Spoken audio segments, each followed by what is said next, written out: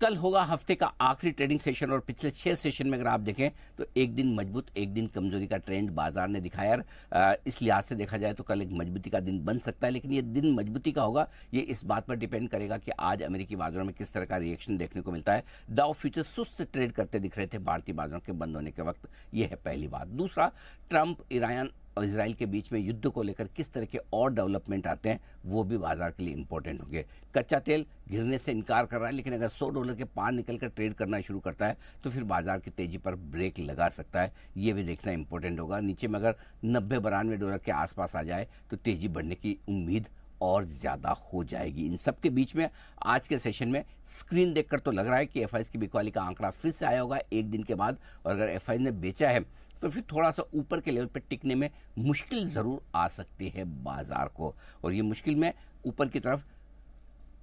24,275 से 24,400 की रेंज होगी रुकावट के तौर पर। नीचे में 23,925 से 24,075 की रेंज होगी जो सपोर्ट का काम करेगी निफ्टी के लिहाज से। जहां तक सवाल बैंक निफ्टी का है,